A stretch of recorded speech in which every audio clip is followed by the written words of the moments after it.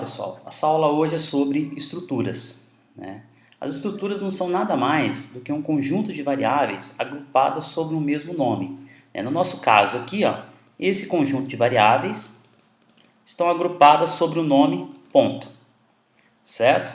Então toda vez que eu desejar me referir a qualquer uma dessas variáveis, px e py, basta eu acionar aqui o nome ponto, né? E aí eu vou ter acesso a esses campos, né, que fazem parte da minha struct. Esse exemplo de hoje aqui é um exemplo bem tranquilo, né, bem básico, onde a gente vai utilizar structs para poder calcular a distância entre dois pontos, né?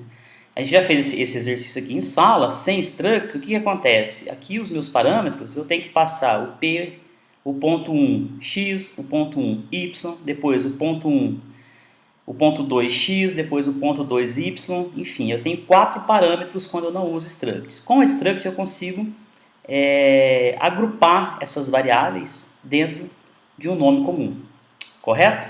Então está aqui a nossa função, né? Ela recebe aqui uma struct.p1 e um struct.p2 que eu defini anteriormente. Lembrando que a struct termina em ponto e vírgula, né? Não pode esquecer disso aqui, senão vai te dar erro. E lembrando também o seguinte, pessoal, tem muito aluno errando isso aqui, ó.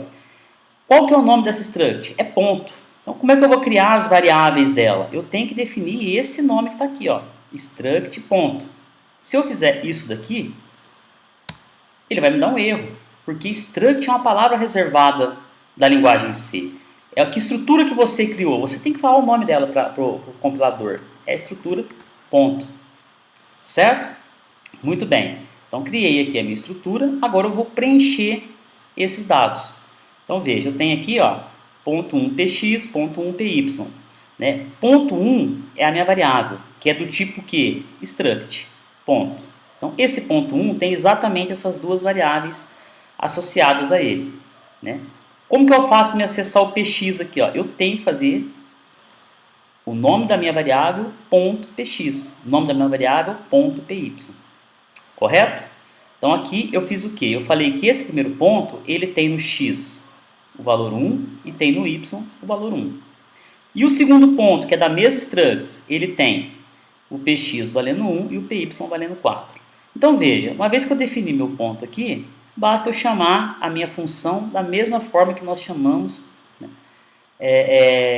uma função que recebe um int, um char, um float, aqui, a mesma maneira.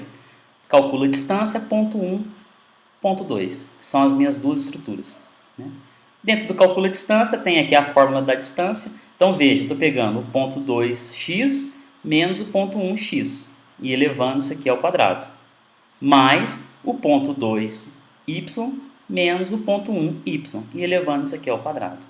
Executando esse programa, a gente obtém o valor 3. Ah, mas aqui você especificou os valores diretamente. Se eu quiser ler isso aqui no scanf, é simples. Basta você vir aqui e fazer scanf. Qual que é o tipo do dado que eu quero ler? Percentage lf de double, vírgula, ponto 1, ponto px.